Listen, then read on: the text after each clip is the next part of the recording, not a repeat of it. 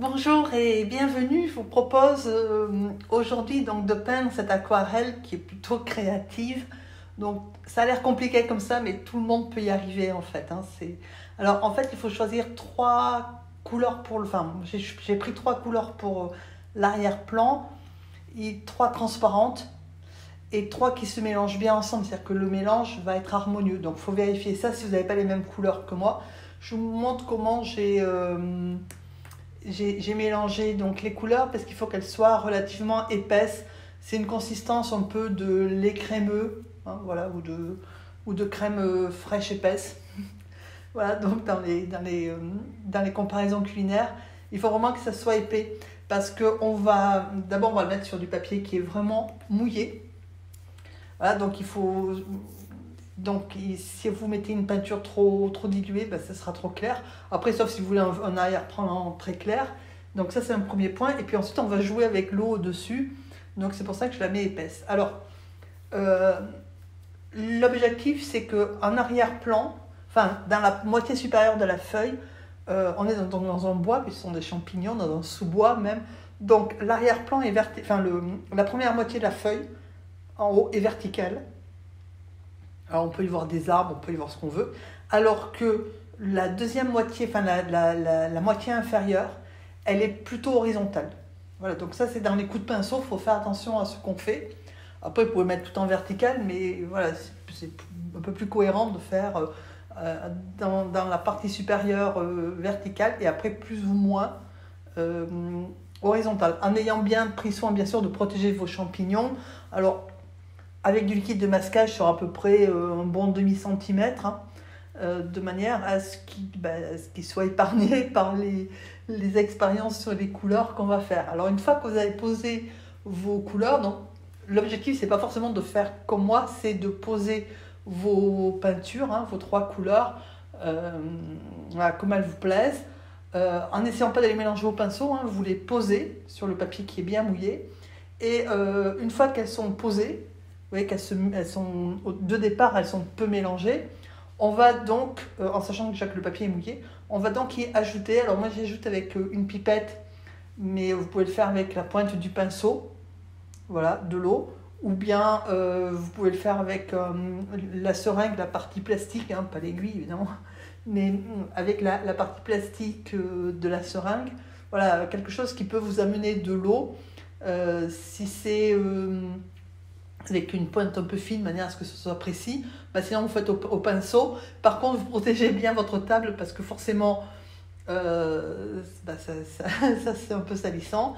Et donc, on va faire en fait ce qu'on évite toujours de faire dans l'aquarelle, c'est-à-dire qu'on va justement essayer de faire des effets, c'est-à-dire de texture, c'est-à-dire des auréoles ou voilà, de chasser la peinture à certains endroits et pas à d'autres.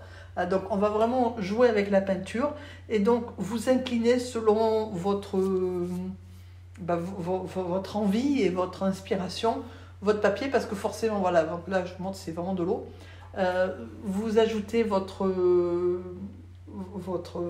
couleur, enfin votre eau. Là vous pensez que c'est bien de l'ajouter. Vous pouvez aussi, alors évidemment il faut retirer l'eau sur le bord, hein, c'est parce que ça coule. Alors moi en plus c'est un bloc, donc si j'essuie pas au fur et à mesure, ça va aller me contaminer les feuilles de dessous, donc ça c'est pas possible.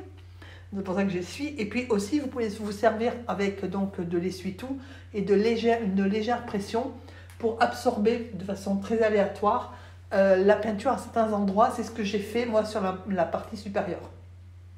Voilà, sur la première moitié. De temps en temps, je tamponne. Alors après, il ne faut pas essayer que ça représente quelque chose. Enfin, je veux dire, l'objectif c'est pas. Donc vous voyez, là je suis en train de le faire, sa texture, parce que ça commence à sécher, vu que ça fait un petit moment que je n'ai pas rajouté de l'eau. Et donc après, vous pouvez évidemment guider la peinture comme vous avez envie. Vous pouvez accessoirement en rajouter aussi, si vous trouvez qu'à certains endroits ça manque. Voilà. Mais là, quand vous la rajoutez, vous avez vu qu'elle est préparée depuis tout à l'heure. Je n'ai pas rajouté d'eau parce qu'à un moment donné, il faut arrêter d'ajouter de l'eau. Et donc, la moitié inférieure, comme je ne la travaillerai pas plus que ça, j'y mets du film plastique. Alors, évidemment, il faut qu'il soit froissé, hein, n'essayez pas de le mettre bien comme on l'utilise au-dessus d'un saladier ou d'un récipient. L'objectif, c'est que justement, il soit bien froissé. Et donc, vous l'appuyez, il ne faut pas presser non plus, hein, mais vous veillez à ce qu'il adhère au papier et qu'il fasse des plis, en fait. Et vous laissez tranquille, vous le bougez. Et ensuite, pour le haut, puisque moi, le haut, je ne veux pas que ça fasse les mêmes effets que le bas, le papier commence à sécher un petit peu, même s'il est quand même encore bien mouillé.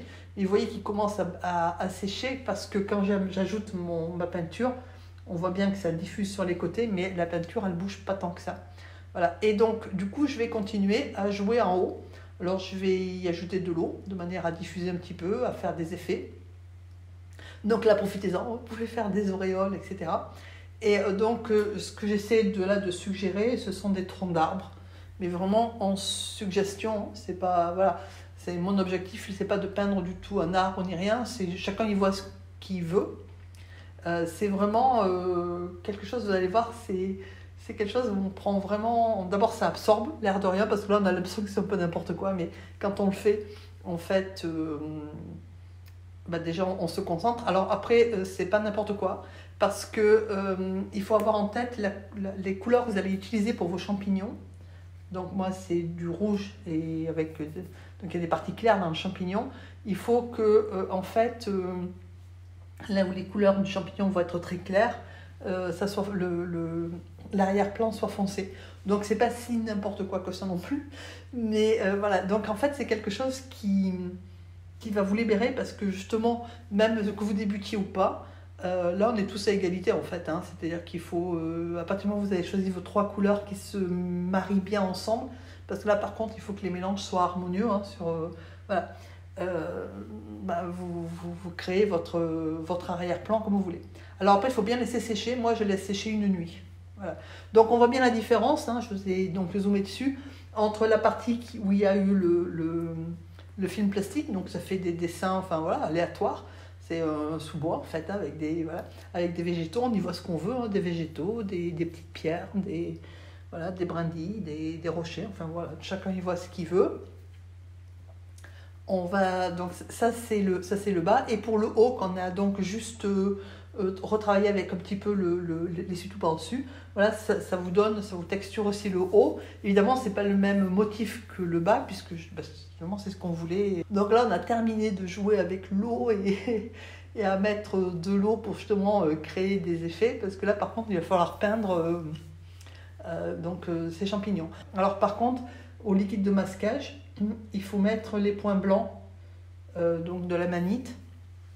Donc ça, vous mettez sur vos champignons vos points blancs, et puis vous laissez sécher. Pendant que ça sèche, on fait les pieds. Donc le pied du gros, hein, c'est donc du violet, donc du violet gris. C'est-à-dire que j'ai pris un petit peu d'indigo, parce que là, il va falloir intégrer les couleurs qu'on a mis en arrière-plan, il faut les intégrer dans le champignon. Donc j'ai pris l'indigo, je l'ai mélangé avec un tout petit peu d'alizarine et j'ai ajouté un petit peu de jaune. Le jaune, la terre d'ombre naturelle, qui est un marron jaune quand même. Et ça vous donne un gris comme ça. Donc après, il faut doser vos couleurs pour avoir votre couleur la couleur qui vous satisfait le mieux. Et là, de la même manière, pour faire l'espèce de petite colorette là, j'ai utilisé, c'est le même mélange, sauf que j'ai mis plus de rouge en fait, donc plus d'alizarine que d'indigo en fait. Voilà. Alors attention à l'indigo, parce que c'est une couleur qui est extrêmement puissante et qui tache, y compris les habits, hein, y compris les vêtements.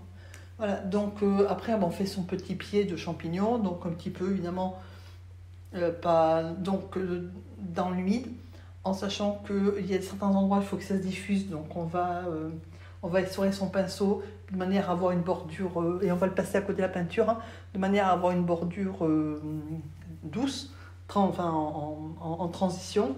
Et puis il y a des endroits où on veut vraiment un trait bien net, mais là on attend que ça sèche un peu, et on y passe un coup de pinceau un peu plus net. Voilà. Donc ensuite, comme ça ne touche pas, hein, le chapeau il ne touche pas le pied, et que le liquide masquage est sec, on va donc s'attaquer au chapeau. Donc là, j'ai mis du jaune sennelier auquel j'ajoute du rouge sennelier. Voilà, donc, et j'ajoute, si vous regardez sur le papier, donc ça fait de l'orange.